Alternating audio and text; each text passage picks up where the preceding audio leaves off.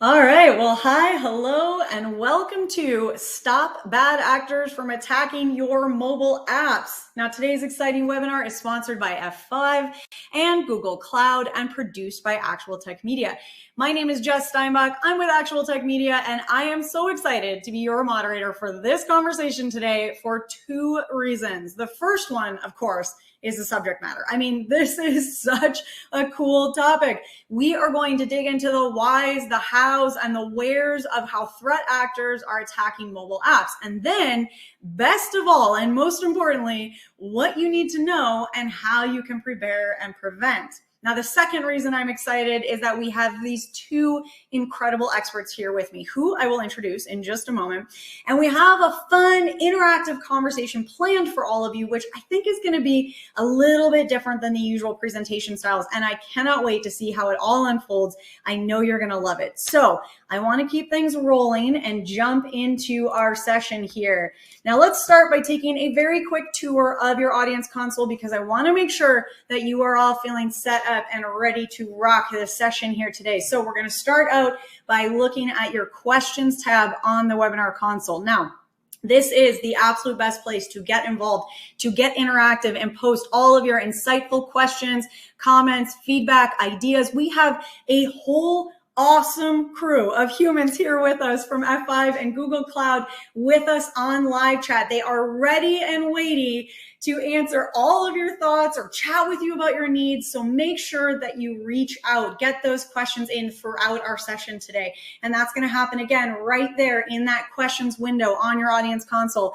So give it a shot right now. Let's do a little bit of a test run. You're going to open up that questions window. And if you haven't already done that, you are going to say hi, hello. You're going to reach out to the community here with us today. I saw one of our regulars, Paul, says he's out on the road today. Paul, I hope you're going somewhere fun. Thanks for making time to join us for this session. And it's been great seeing all the other highs and hellos from you guys out there. Again, that's what makes this community so much fun to be a part of, is seeing these interactive conversations unfold. So take advantage of the team that we have here with us today and get those questions in.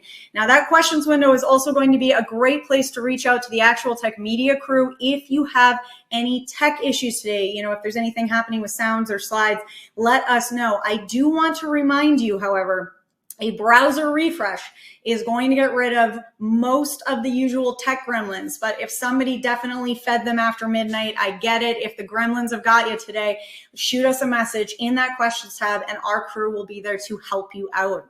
Now, the last thing I want to point out on your audience console is the handouts tab. Now, there is a link inside that handouts tab to connect with F5 and get some more information about distributed cloud. I promise you that you are going to want to follow up on some of the info that we're going to be chatting about today because there's so much. And so make sure you've got that tab open. Just get it open right now. Hold on to that for after we wrap. Make sure you've signed up to get that contact info there. All right, now it is not just awesome content that we are giving away today. We also have a $250 Amazon gift card as a prize drawing at the end of our webinar. Now, you do need to be here in live attendance in order to qualify to win that prize, and all winners must meet the Actual Tech Media prize terms and conditions. If you're not sure what those are, no problem. We've got the full T's and C's listed for you in the handouts tab, which we were just chatting about. So hopefully you were all following along and you're already in there and you already see that linked there, and it is waiting for you if you need it. All right, well, not only does asking questions today help bring up the whole fun and energy of our session and make it a much more interesting and interactive conversation, it is also the way to win a prize. So we have a $50 Amazon gift card that we will be giving away to the best question asked. And we are going to review all the questions asked after we wrap up. So even if your question does not get asked live, there is still a chance to win. So keep those questions coming in. All right, well, that was it for housekeeping. We've got it out of the way. Now we can get into the good stuff, and I cannot wait. So let me introduce our awesome speakers out here that we're going to be chatting with today. That is Peter Zavlars, Cybersecurity Evangelist at F5, and Joshua Hazlett, Strategic Partner Manager at Google Cloud. Pete and Josh are waiting in the wings right now. They're ready to get rolling. They're waiting for me to stop talking so we can hand things over.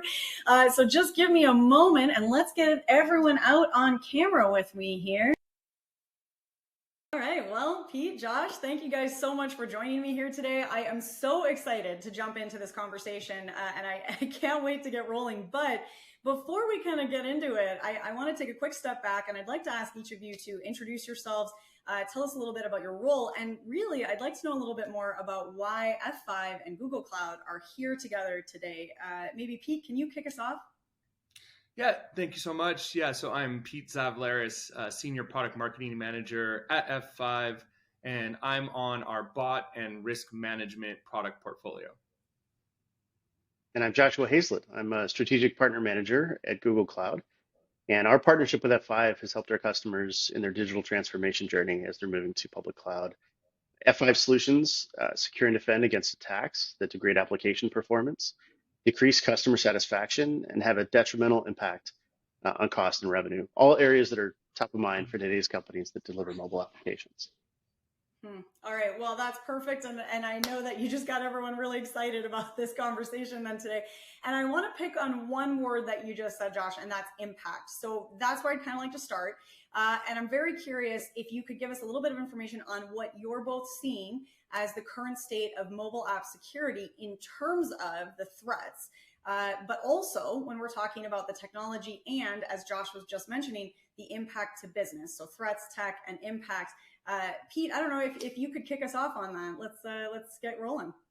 Absolutely. Thank you so much. Yeah, so right now, what we're seeing out there in the world of mobile is this explosion in popularity of mobile apps, and the amount of time spent on mobile apps, and then also the amount of money spent on mobile apps has just been exploding, is projected to continue to explode in the near future here. And when you see popularity and when you see commerce being done online, that's going to attract bad actors, right? And as we've seen now over the past couple of years, we've seen an uptick in things like malware. We've seen an uptick in ways in which data can be exploited from mobile apps, and we've seen an uptick in addition in terms of vulnerabilities. 0 days and things of that nature coming from the mobile space. And so clearly there's attention being placed on it from bad actors as well. And we're seeing, threats increasing. In addition to attracting bad actors, we're also seeing regulators getting more involved in mobile. So different types of compliance standards, and we're going to get into that later on here in this chat, are having more and more stringent and they're having more specific cutouts for mobile apps and more stringent and rigorous compliance standards that organizations have to meet. So it is becoming an area that is really a growing concern and is going to be having a bigger impact in terms of mobile app security and in terms of business in the future. Great point, Pete. I think as we see where the money goes, bad actors will follow. And, that seems to be a reoccurring theme. And, to your point around mobile application growth, we're also seeing, a recent study which shows that in 2021, there were over 3.5 million mobile malware samples detected, which was up from 2.7 million in 2020. So we're seeing dramatic growth when it comes to where attackers are pointing their time and their efforts. And so mobile threats are on the rise, and it's imperative that businesses stay vigilant to protect your brand reputation, your customers' data, and of course, access to your corporate assets. That's so important. And both of you mentioned customers quite a bit when we were going through that. And so that's actually where I'd like to go next in this conversation, because I'm wondering if you could share with us some of the main concerns that you've heard customers having, especially when they're looking at mobile app security solutions. Pete, if you want to kick us off again. Yep, absolutely.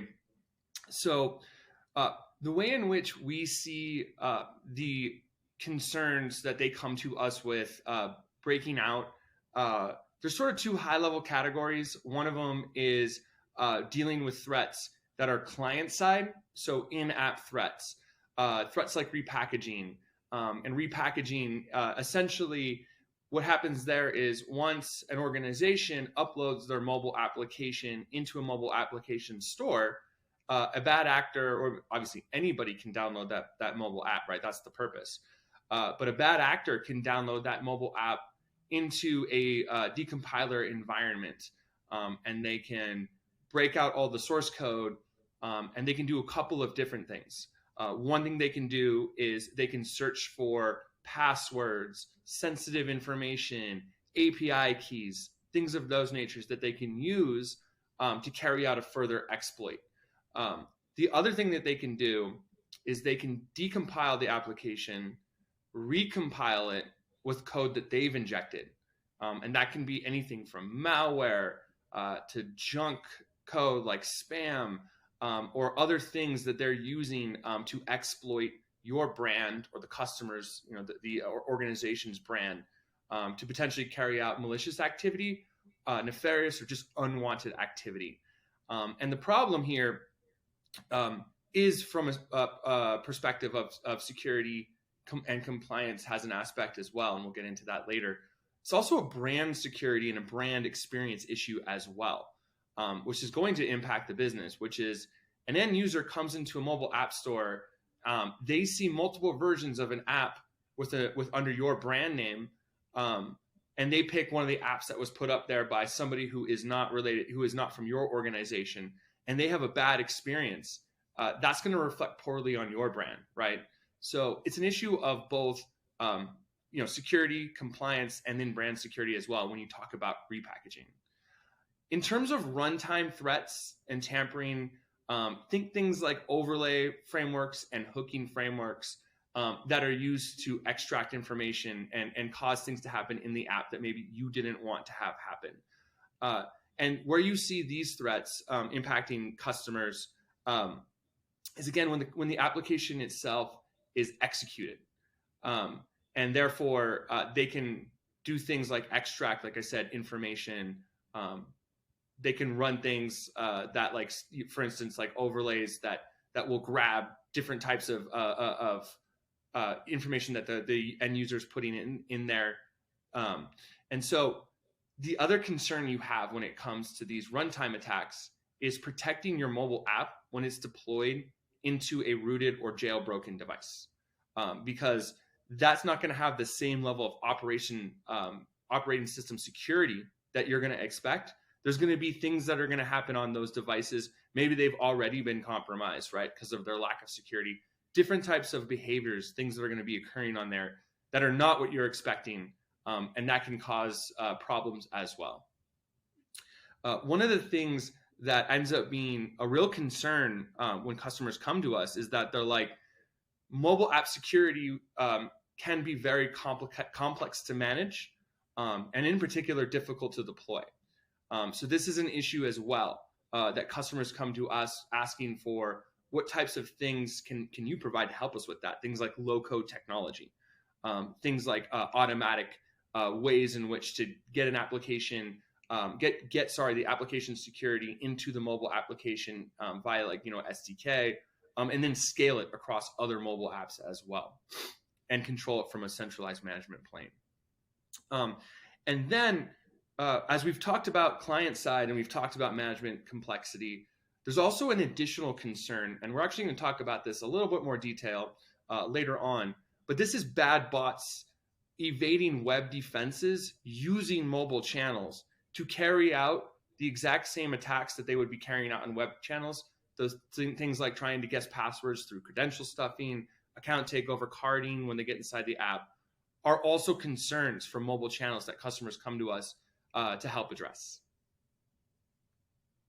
Plus one to everything Pete just said in regards to, where we see the opportunity for intrusion and bad actors to find penetration.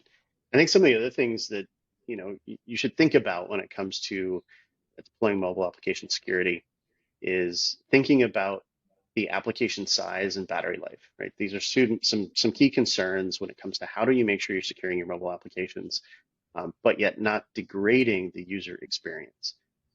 And so, you think about how do you make sure you've got lightweight integrated application protection at the endpoint, but then also provide a solution like what he was talking about in regards to protecting your APIs. And I think we can, dig into that some more, but it's important to think about how do you take a look at a unified application security solution. Josh, and I did want to weigh in on one thing, just to piggyback on top of that. You also want to be looking at things that are not going to require things on the end user side to help them You want things that are going to operate in the background, security controls, detections, things of that nature, to make the customer safer. You're going to want to be looking for those types of solutions as well. That's right. I love that. I'm plus oneing both of you on that. And that's great. And we were chatting a little bit earlier about regulators, and I think that's going to be an interesting part of this conversation as well. I'm curious if you guys could give us a little bit more insight into where you're seeing the most attention from regulators when it comes to compliance standards for mobile apps. And Pete, I'm going to send it right back on over to you. Great. Yes. So there's really 3 areas where we're seeing regulators paying the most attention over the past couple of years, and where they seem to be focusing on moving into the future as well. And that is in privacy, so things like GDPR and CCPA, payments, things like PCI, PSD2, and then EMV, C.O, EMVCo, and then in health as well, things like HIPAA. And for anybody who's been responsible for compliance understands, each one of them is going to structure their questionnaires a little bit differently in the way in which you can confirm compliance. But when it comes to mobile apps, there's sort of 4 or 5 high-level categories that can kind of help summarize what you need to be looking for to make sure you're meeting these compliance. And that is things like, making sure you're addressing, they would call it static and dynamic analysis, but it's what we were talking about in terms of in-app threats, runtime threats, things like overlay infrastructures and hooking in frameworks, and then repackaging static, which is, downloading your application and manipulating your code. So that's where you want to have things like code obfuscation. You want to have runtime application self-protection and dynamic detection capabilities. You need to be able to confirm that you're using technology that provides those capabilities as well. And then there's also issues around authentication security, as well as thinking about how are you protecting your mobile apps if they're deployed into unsafe environments or potentially untrustable environments like rooted or jailbroken devices. So these are all areas, and really depending on what business you fall into, and what requirements standards you're going to be responsible for. Each one of them will have their specific requirements, but at a high level, these are the types of challenges that we're helping customers solve to make sure that they're able to easily meet these compliance standards using our technology. Compliance is a costly exposure for companies today, and I think it's top of mind not only for application developers as far as protecting the applications, but also for board members alike when you think about exposure to the business. So another key reason to focus on compliance is to establish trust with the end users, right? I think that's the main reason that compliance becomes a conversation at the front end in the first place. So when we're talking about personal information from a finance or a healthcare perspective, these are key concerns for today's users. And so how do you make sure that your application is trustworthy for your users? How do you eliminate breaches so they feel like they're protected? This is so important. So F5 and Google are helping to protect the mobile applications for some of today's top retailers, finance companies, and healthcare companies. And we see this being, primary concern when it comes to conversations across the entire organization.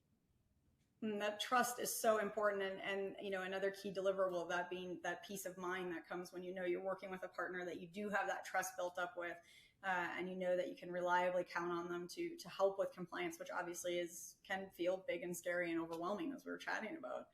I think both of you identified some really big concerns and things that are maybe top of mind for a lot of folks in our audience out there.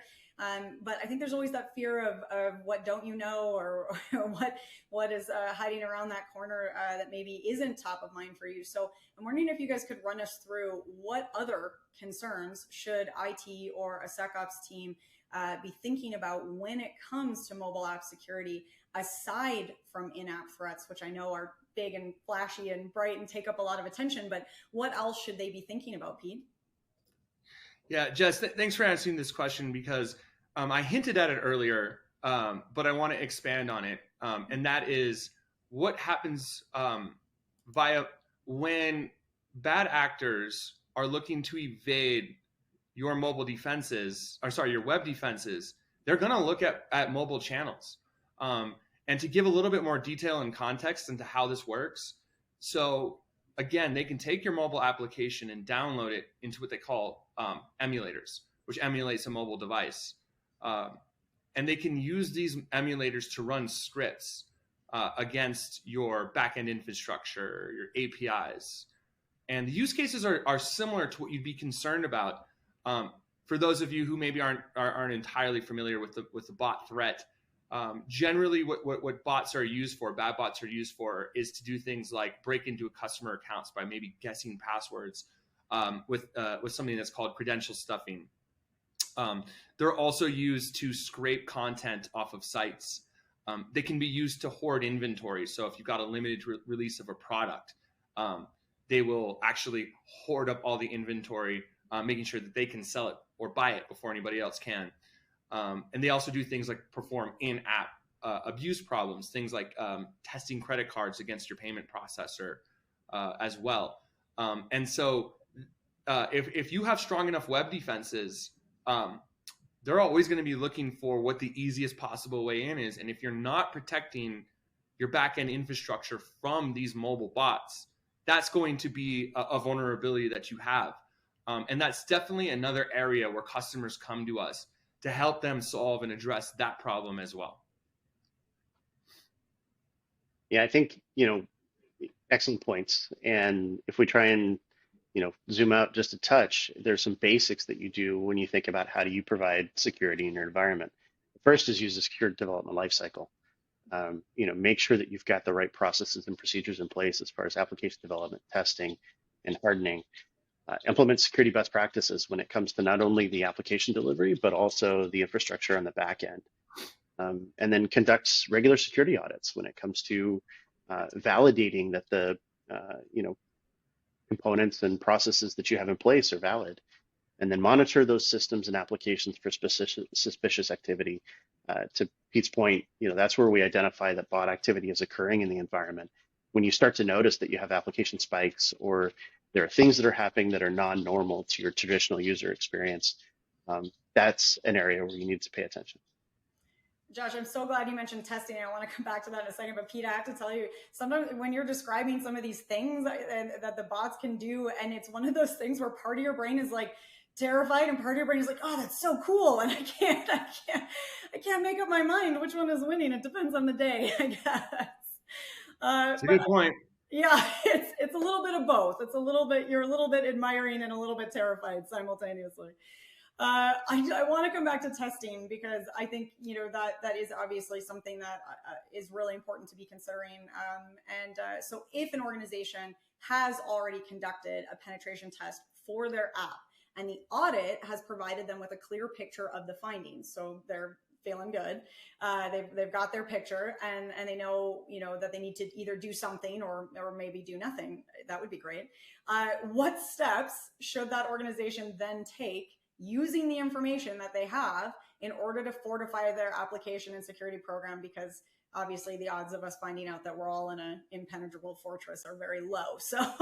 So what do we do? What is that next step, Pete? Yeah, right. So what we tend to find out in the when a customer comes to us, they've performed this test, this penetration test, this audit. Maybe it's a periodic thing that they do for hygiene. Maybe it's required as part of a compliance standard. And if they have specific areas inside of mobile app security that they're concerned about, they will essentially put together their own game plan, right, and how they intend to address it. We do find a lot of customers will first try to do it themselves, right, DIY, and that can work in some cases.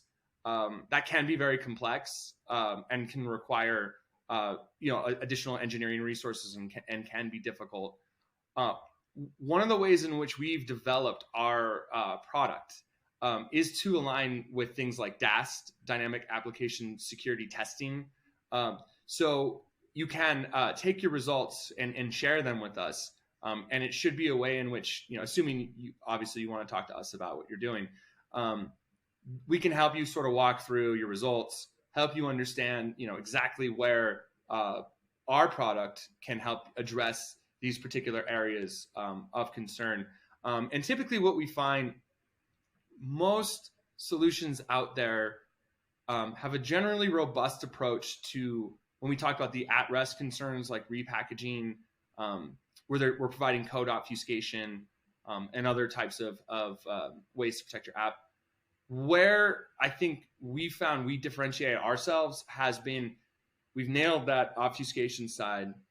We have unique technology for it, and we make it extremely simple with our low code deployment options to obfuscate your app, to get the obfuscation up and running quickly. But it really is in the runtime when we're talking about these overlay threats, these tampering threats, and these hooking frameworks. And these are just frameworks, right, that provide capabilities to a mobile app, but they are frameworks that can be exploited. We'll probably talk about it a little bit later. So that's sort of where we can step in. And then in addition, if there are concerns about backend infrastructure, if those have been found to be vulnerable, then yeah, we do actually have specific technology to address mobile-based bots. And it's all actually integrated. So it's extremely, one of the things that we really think is critical here is the ability to get this deployed quickly and as painlessly as possible. Yeah, and I think, in addition to that, great points that Pete's bringing to the table, and a great way, to be able to leverage what F5 brings for customers. The key things are, once you walk away with your penetration test information, you want to make sure that, you've identified the baselines of where you are. You want to make sure that you put the teams, assign the right roles and responsibility to the organizations to teams in your organization that would be responsible for protecting in these different areas, and then make sure that you're monitoring to performance and ensuring that you're making improvements on what the initial results showed, and then make sure you come back around again and do an audit to verify that you're making improvements. Those are great ideas, Josh. And I think, it's really nice to have those kind of clear steps and places to start, because a lot of times we can feel a little paralyzed. You have the data and now what? So thanks for both of you for giving us some ideas for that first step, because the most important thing is to do something, right? And not just sit there and do nothing, which can unfortunately happen. And now I'm going to go back to the I always think of this as like wiggling a tooth. When you were a kid and you wiggled your tooth and it kind of hurt, but you kind of needed to keep doing it. So I just said that some of these are scary and feel a little scary to dig into. And now I'm going to wiggle that tooth a little bit and ask you to dig into them. So Pete, can you describe what app repackaging and hooking attacks are? And maybe then share some thoughts on how engineering and operation teams can work together, can collaborate to actually protect their apps from these threats. So when we're done wiggling the tooth, what do we do about it? Yeah, sure. And I feel like we've covered that to a certain amount of an extent. But I'm still glad you asked this question because I did want to have an opportunity to talk about additional threats and concerns that are similar to what we're talking about when we talk about hooking and hooking and those other types of frameworks. Mm-hmm. So yes, so those frameworks can be used, right, to scrape data and leak private information or things of that nature. There's other things out there as well to be considering. So malware, we talked about that a little earlier, just want to expand upon that. An app is repackaged with malware can lead to privilege escalation attacks, right? Where somebody can get access into deeper information and perform different types of transactions, right, inside of the application itself. In addition, there's also the concerns around man-in-the-middle type attacks. And that is when somebody is connecting through some sort of an insecure Wi-Fi network or something of that nature, and making sure that all the information being shared outside of your app back to your backend infrastructure is actually encrypted and secure. Therefore, someone can't man in the middle and kind of steal information there as well. And then we also have end users who can deploy different types of software into their applications that unfortunately can make them a little bit more vulnerable. And we probably could put those in the bucket of malware. One of the ones that we see is people like to have custom keyboards, maybe because they want to have emojis or a bigger selection of emojis or something of that nature. The problem is those can be keyloggers. And when you deploy a keylogger, now you can start guessing, you can grab people's password information and grab other sensitive information as well. So there's really like a range of different concerns when it comes to what can happen out there in mobile app security. And then again, the hooking frameworks as well, are just additional things you want to be looking out for that can happen at runtime. So it's really an area where everything that you've ever seen in web, you're probably going to see this in mobile, and potentially more in novel and unique types of threats as well that you want to be able to protect yourself against. An ever expanding area of attack and areas to protect and prevent bad actors from being able to not only penetrate the application, but also then get information directly from the device through other means. To your point with keyloggers, I think it's something that teams need to be aware of, and think about the way that you're delivering identity for your application, the way that you have your information and data collection from an end user perspective, and then the way that you're providing access to the APIs and information that runs in the infrastructure where your apps reside. So all important things to be on top of. Josh, I love that you ended with that data collection point, because that's going to bring us nicely to our next piece of the conversation here. Because you guys have done a great job of walking us through some of the threats and the reasons that we should have this kind of awareness and insights into our apps. But I'm curious, besides security, or maybe in addition to security, what other benefits are organizations going to see when they have this observability, when they have this clear picture and a clear plan in order to address the security risks in their apps? And Pete, can you kick us off there? Sure. I mean, one thing we touched on earlier was protecting the brand, right? Ensuring that your customers and people who interact with your brand have good and safe experiences, right? That's obviously a big one. The other thing is, raise your hand if you've ever had to do that midnight fire drill because of some sort of security incident, right? And so obviously having things in place that can, automatically protect you. We find obviously if you're in the e-commerce space, you have a limited release. That's when the bots come. They are oftentimes very wily about what they do. They'll go weekends, they'll go nights. Obviously, that's very inconvenient for you, right? There's the additional cost that comes with that, right? The man hours spent, the additional service call requests, all of those things can really add up and can wind up, driving up your costs significantly over time. So there's a cost savings benefit as well, which also comes in when you think about making sure that you're meeting compliance and you're not getting fines, making sure you're not spending money resolving incidents, right? These things can really add up over time. So really, in addition to ensuring that you're secure, right, preventing breaches, it's protecting the brand, protecting the customer experience, and ensuring that you're not spending too many internal cycles on things that you could potentially solve and automate, and then kind of focus your attention on things that are a little bit more either bigger priority, different priority, have maybe a little bit more long-term impact than having to drop anything in the middle of your vacation to deal with a terrifying bot attack. Pete, I think you're pointing out some really important components in regards to hard costs and soft costs, right? You get the hard costs, which are the things like financial impact based upon breaches of PII, where you have fraudulent card charges or merchandise that was purchased by fraudulent purchases, and now you've got that loss in your business. You've also got the hard costs around the IT support components of this, right? The customer support impacts as well. But then on the soft side is something that you mentioned that is so important, which is the brand loyalty. And I think that just harkens back to the trust component that we were discussing earlier. That is so important to being able to maintain, your customer, just the ability to have them purchase your products, do business with you, and then continue to stay loyal to the brand. That is such a good point. And Pete, you were giving me some PTSD with the 2 a.m.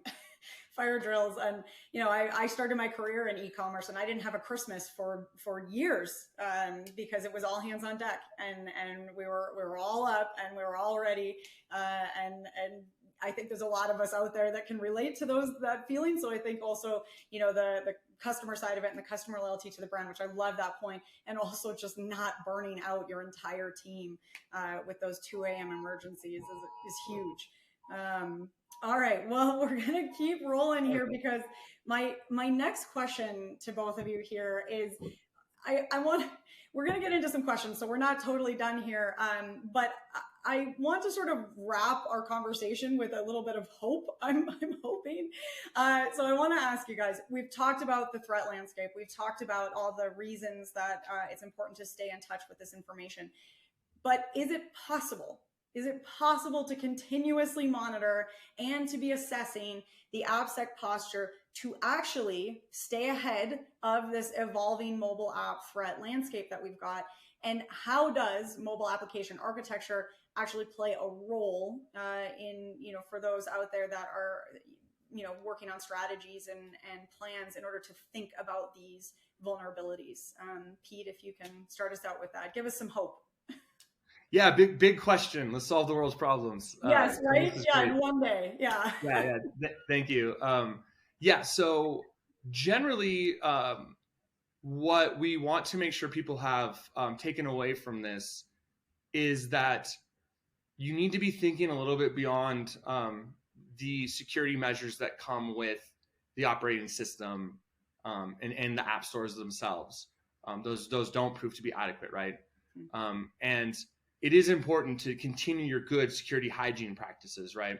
Of doing your pen testing, of auditing yourself as well.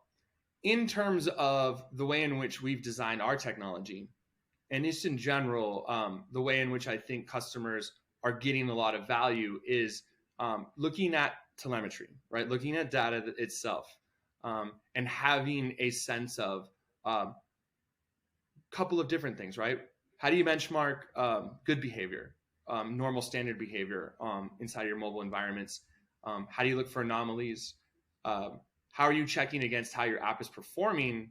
Potentially, is there some sort of a sign that something has gone wrong in an end customer device? One of the things that's incredibly hard to get visibility into, and mobile app developers will tell you this, and if you've been responsible for securing a mobile app will tell you, is once it's deployed on the end user device, how am I going to get information back? So that's kind of where the telemetry comes back. And just really having monitors and having data back and having dashboards, having things that you can check on a continuous basis that'll help you understand what does normal look like, as well as if you do use a solution such as ours, we do provide you back with alerts and we do take automatic action as well. And we're constantly evaluating the threat landscape. In the background, we have artificial intelligence and data scientists looking at attack patterns, helping us fine tune, continuously adapt our tools. One of the things that we're kind of known for is addressing things like retooling, where bad actors will run an initial attack against maybe your backend infrastructure or against your API or against your site, maybe through like a mobile channel. Find a way to block them, doing some whack-a-mole. And then all of a sudden they've been able to, there's a brand new attack the next day, looking surprisingly like the next attack, but with entirely different attack infrastructure. We actually have artificial intelligence and data science that we use to help us look across. We have this vast network of clients that we're constantly ingesting and analyzing their telemetry and fine-tuning our detection capabilities and our heuristics to address that as well. And what's really cool about this mobile application solution that we've put together is that the two work hand in hand. So we have the ability to protect against these in-app threats that can provide us with additional telemetry into our infrastructure-based threats, the bots attacking the back-end infrastructure, and it improves the quality of each together. So yeah, data is key. The ability to gather insights, analyze data is sort of what I recommend in terms of doing it without a solution like ours. Yeah, you just have to make sure you're being really diligent in your good app hygiene. Jess, to your question, and to really echo a lot of what Pete is saying, I think we're in a good position, quite honestly. When it comes to how do you stay ahead of the bad actors, it's about making sure that you've got the right coverage for detecting, threats in the environment. But secondarily, it's about implementing the right tools. And so a lot of that has to do today with artificial intelligence and machine learning, and the way that F5 and Google partner around developing those tool sets to stay ahead of, user behavior and analytics, and detecting things that would be anomalous in the application posture or API access are really key components to how do you make sure that you're not only detecting quickly, but then also remediating in a fast fashion. And so I think, a lot of that is where we see our customers turning today. How do I make sure I'm implementing those tool sets to make sure I stay ahead of any of the threats that may be coming? Yes, all right. That's the positivity I'm looking for. I love it. There are ways forward, and I know that you guys have really struck a chord with our audience here today, because we have a lot of questions coming in. So I want to take some time to dig into that. You guys have some time for some audience Q&A? You ready? You bet, Jess. Absolutely. All right. Well, we're going to jump in, and I know I've been going in the Pete Josh circle this whole time, but feel free to jump in and answer as you choose here, guys. We're free flowing now. I'm going to start with this question here. We are a mid-sized healthcare provider. Can you share an example where a company like ours has enhanced the user experience despite implementing security controls to protect the mobile apps they're using? So that balance of security without annoying your end user. I think, Pete, go ahead. Well, Pete, let me just intro real quick, and then let me toss it to you, because I think this is a great question for you to address. I think a lot of application security typically is dealt with in traditional means of using multi-factor authentication, using complex passwords, having password rotation cycles, right? There's a lot of components that basically put friction into the user experience.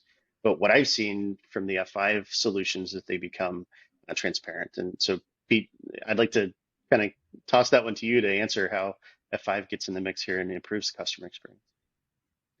Yeah, absolutely. So one of the things that we firmly believe in is having strong controls, strong heuristics that operate in the background. So that is addressing the threats themselves without causing an impact on the end user. And this goes even towards being able to monitor what happens on an end user in terms of if your application is not performing properly, or something has happened in terms of impacting its ability to even turn on, which sometimes that is something that we would recommend, is the ability to, we've detected it's running on an insecure environment, let's shut it down. So the ability to sort of address that proactively as opposed to reactively is important. In addition to having, things that operate in the background as well, that don't put a lot of pressure on the end user is incredibly important. And then, at the end of the day, it's highly accurate detection and highly accurate efficacy that continues over time. So you're not creating a lot of false positives, creating a lot of false negatives, and ensuring that you're really addressing the threats and you're not causing a poor experience for your end users. All right. Well, this next question here, I'm really glad somebody asked, because it's something that it comes up a lot for the folks in our audience, that they are having to make a pitch or an argument for a new solution to, a decision maker, or having to justify some ROI. So, feeding them some of those, the arguments comes up quite a bit. And I know that you guys have given us some great reasons for why we'd be looking at this type of solution, but we have a question here that I think is worth kind of digging into one more time. There's a perception throughout our organization that our risk assessments, compliance-driven policies, and security controls for our cloud networks and web applications, this is a long question, gold star to you out there, are sufficient in dealing with mobile app security. So what information can you share with me to help me communicate to the key stakeholders what's needed of them in order to address the differences in mobile apps? I have a fun one that we love to do when we talk to a customer who may be a little skeptical. So maybe I'll kick it off. One thing you can do is you can go, what we like to do is ask somebody, maybe you would ask someone inside your organization, how many mobile apps do we have? Get the number that they have. Oftentimes we hear, one or, maybe a handful, right? Go to the Android store, type in your company name, type in your brand name, and see how many mobile apps appear. And oftentimes that number is significantly higher than what the person who is who thinks they understand what your portfolio is. And this is that, okay, if that's the case, you have this repackaging issue and you're going to want to get on top of it. So that's one way in which to think through that and how to address that. Also, in terms of if you run a comprehensive enough pen test that incorporates mobile, you'll provide feedback. It might come as a surprise to people here, but not all code that gets released into the public is 100% secure code. There are mistakes that happen. That's just natural. It's how everything works. So you're definitely going to want to keep an eye on the pen test. And then we can provide also consultation on things that you might want to be looking out for specifically. If you are concerned with some of these things that may be harder to detect, like mobile bots, things of that nature, we have ways in which we can help you test that on your back end, because that can be difficult, right, to understand what's the difference between a web bot and a mobile bot. I just know that we're dealing with this use case or problem like credential stuffing or account takeover. We have feel like we're adequate in our web defenses. That's going to be a little harder to just you can go pour through logs, right? But we can provide you with a little bit of guidance there and what to look for. I think one of the key concerns that you should raise, in addition to the good points that Pete made, 3.5 million mobile malware samples detected in 2021. It's only going to be greater this year. We really have to think about where is the exposure, and it's coming from vectors that you can't always control or identify. And so those are key reasons to think about mobile security in a different way. Yeah, I really like that, and I like that little homework exercise to give or test the number of mobile apps and then follow up with that stat. I think that's a great 1-2 punch. It should be very convincing. All right, well, I'm going to keep scrolling through here because we're running a bit short on time. We've enabled two-factor authentication for our mobile apps, but are there other authentication and access control measures that could further enhance our security posture? What do you guys think?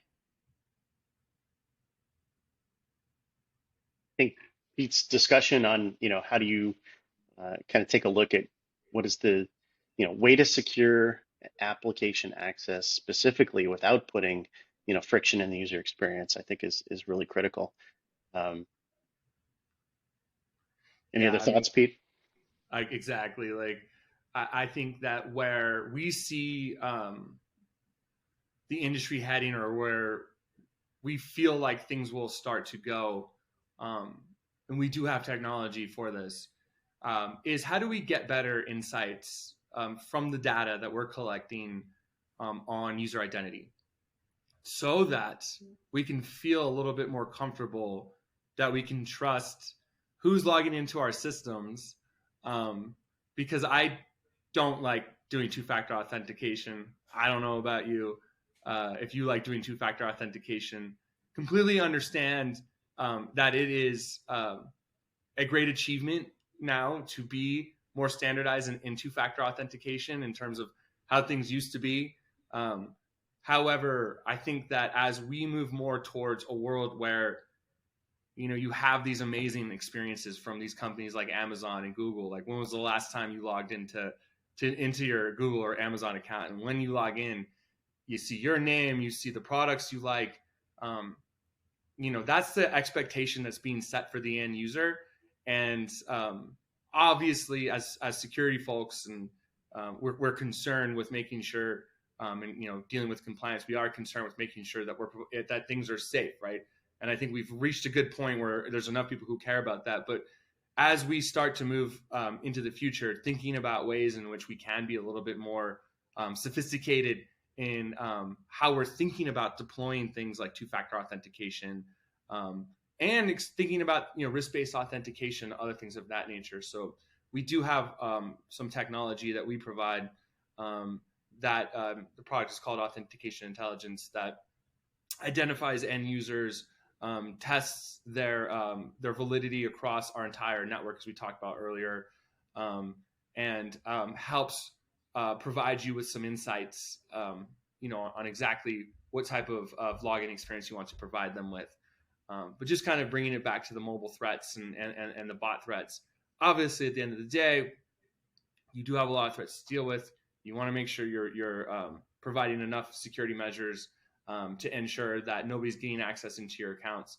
So obviously, if you have two-factor, thinking of ways to lower that friction is important. So maybe they initially log in and it's good to use two-factor, but please don't make people continuously two-factor as they make transitions further down your app. It's just a poor user experience, so that would be my kind of PSA on that one. Awesome. Okay. Well, I'm going to ask you to go back a little bit in the conversation now, because you had mentioned low code deployments a little bit earlier. And we did get a question about that. So can you expand a bit more on how low code deployments can significantly improve a mobile app security? And we actually had a question asking if there was any examples that you could share to kind of help illustrate that one.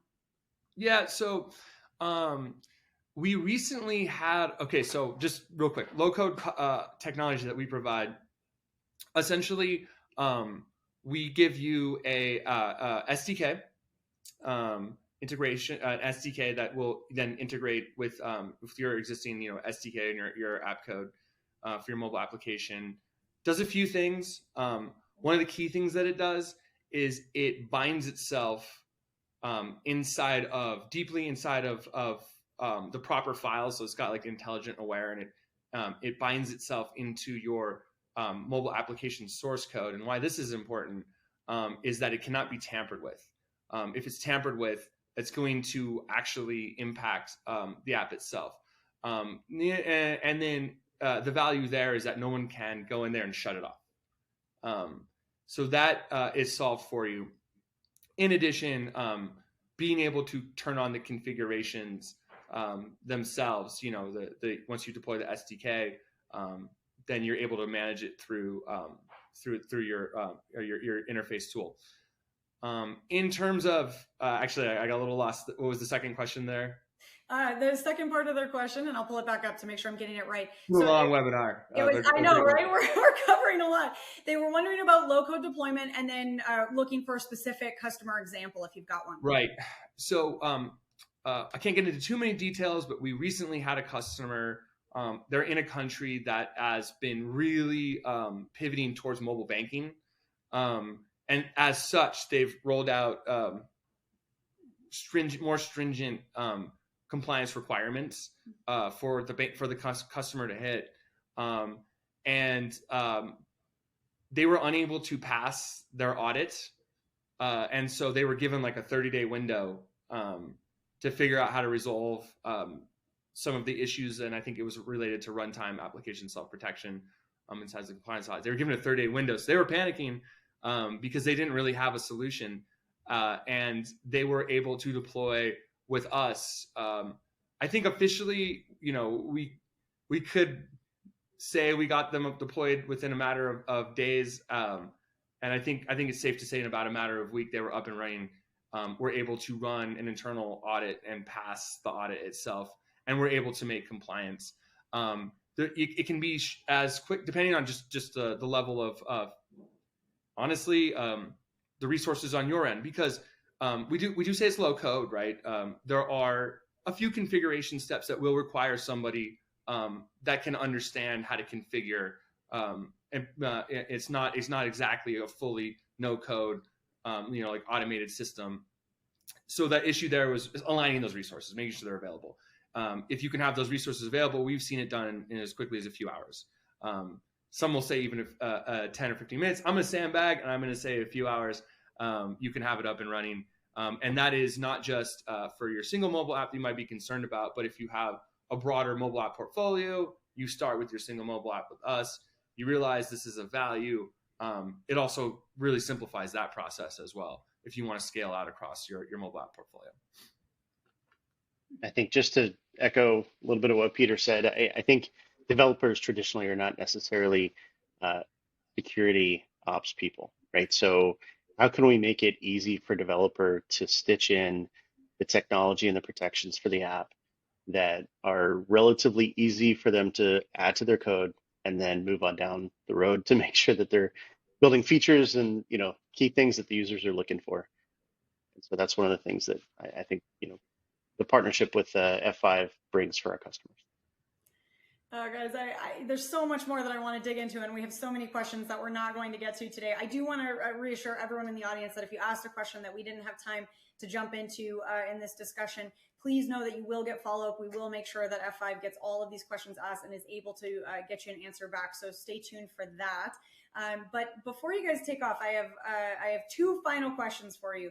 One is, I'm going to ask you both to give me sort of a final thought. If you had something that you want, we've covered a lot. As Pete, as you just said, it's been a long webinar. There's been a lot of information. If you have one thing that you want everyone to kind of walk away thinking about, I'm going to ask Josh to go first, and then Pete. And then Pete, when you're wrapping us up, could you also give everyone a next step in terms of getting started and jumping in with F5 and Google Cloud? Josh, take us away. Yeah, sounds good, Jess. Thank you. And thank you everybody for attending today and for sticking with us. It's some great information and certainly timely as we see growth of mobile apps across the board. Google Cloud and F5 have partnered to help some of the largest companies out there really not only secure their mobile applications, but also secure and scale their web applications, which are hosted on Google Cloud. And I think it's a really important component. Today we're very focused on mobile app security, but thinking about how you can put and partner with leading companies when you take a look at your full application landscape. And that's one of the things that we work hard to do is make sure that we can establish that trust with you and then give you a wide range of opportunity to put the right protections in place. So thanks again for being with us today. Thanks, Josh. That's just a great point. I think what I'd want to just leave it with is if you are concerned with your mobile application security, to really think about going out to talk to, obviously look at all options that make sense for your business, but you're going to want somebody who will help consult with you. Someone who's, talk to people who are the experts, and make sure that, because it's ever changing, constantly evolving. You've got the added problems of dealing with client side and server side. You've got compliance. You've got all of these things to consider. That it really is worth your time to take that extra step of, hey, I want to talk to somebody that's going to help me make sure that I meet my needs for now. That can be a good partner for me moving forward. I know there's always that rush to do the checkbox, especially when you're talking about compliance. And hey, man, sometimes that's all you can do, right? But I would say that mobile has become, and will become such an important channel moving forward that it's very important to make sure that you're setting yourself up now for success and in the future for success as well. I love that. And you were really tugging at my heartstrings there, Pete, because I think that's exactly why we come together for these webinars, right? Is to have these types of conversations, to share these ideas and experiences. And by engaging in these conversations, that is one way, when we were talking about how do we stay ahead of everything.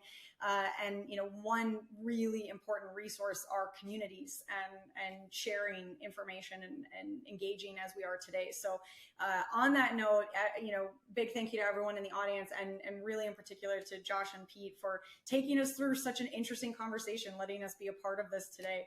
I really appreciate your time. It's been a lot of fun chatting with you both. Thank you. Thank you for being a fantastic moderator, Jess, and Josh. Thank you for your time. This was great. Everybody, thank you so much for your time. And we really look forward to hearing from you. if you want to say one last thing, Josh, or I'll just kind of wrap up with the CTA. Thank you all, and back to you, Pete. Right. So if you are interested and would like to get started better understanding what we talked about today, please come visit our website. We've got a page on mobile application security solution that will have information for you, and obviously a way for you to contact us if you'd like to get started and have a consultation and just kind of better understand how we can help you. So thank you so much.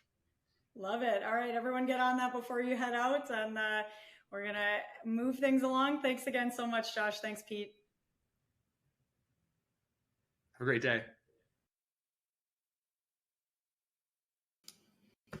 All right, well, I'm going to give you that last reminder. If you were looking for that link that we were just hearing about from Pete and Josh, you can click on the handouts tab and you'll find that link there to get a little bit more information from F5. So be sure you do that before you head out. Lots more to learn, lots of great ways to follow up on this conversation. Now, before we wrap up entirely, we have one more little bit of fun to add to an already awesome webinar, and that is our prize giveaway, of course. Now, a reminder that you do need to be here live and present at the webinar in order to win. And today's winner of a $250 Amazon gift card is Ulysses Vasquez. Ulysses Vasquez from California. Congratulations to you, Ulysses. As always, we will be in touch about claiming your prize after we wrap. And stay tuned for that $50 gift card. We will be following up with the best question asked. I can tell you, folks, the competition was fierce today. Great questions coming in. On that note, a big high five and special thank you to all of you for being here with us today, for making this event possible. On behalf of the Actual Tech Media team, I want to especially thank F5 and Google Cloud for making this webinar possible, especially to our incredible speakers, Pete and Josh.